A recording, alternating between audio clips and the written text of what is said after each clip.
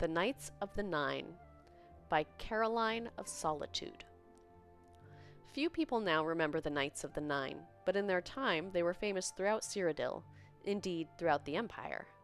For a brief period in the early days of the Septim Empire, their adventures were the talk of the land, but their renown, as with so much else, was swallowed up by the War of the Red Diamond, and today even the location of their priory house has been lost to history.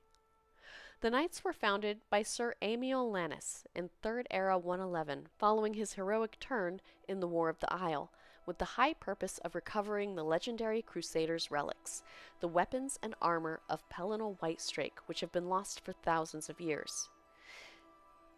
They were born out of the sense of optimism and ambition that characterized the first century of the Third Era. Tamriel was united and at peace for the first time in many centuries. Nothing was impossible. The fame of the Knights was established early on when Sir Amiel led them against the Worm of Elenglen to recover the cuirass of the Crusader, which had not been seen since the First Era. Soon, the greatest knights of the day were lining up to join the new order, and the Priory of the Nine in the West Weald of Cyrodiil became a magnet for the great and the good. The Knights were the toast of the Empire. When Berich Flindrel joined the order, the scion of one of the great noble families of Colovia, it was clear that the Knights of the Nine had become the Empire's most prestigious knightly order. In relatively short order, the Knights reclaimed 3 more relics, and their fame soared to new heights with each one.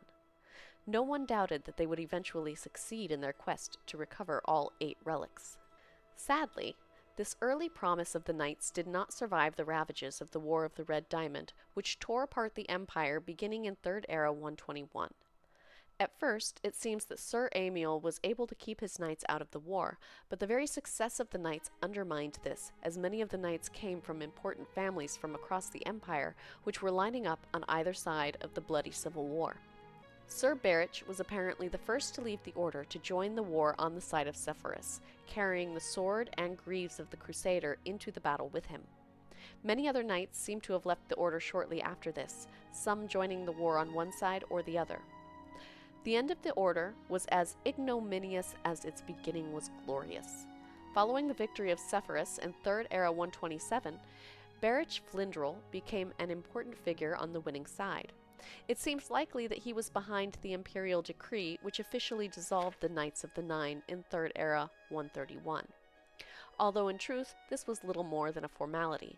Despite Sir Amiel's best efforts, the Order had never recovered from the bitterness of the Civil War. What happened to the various relics originally recovered by the Knights of the Nine?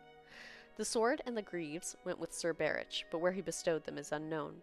The gauntlets famously lie immovable on the floor of the chapel of Stendar in Quarrel, where Sir Casimir left them after his disgraceful murder of a beggar in 3rd Era 139.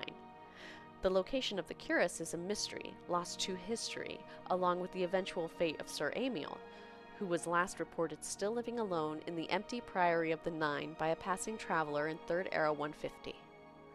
And so the Knights of the Nine faded away into history.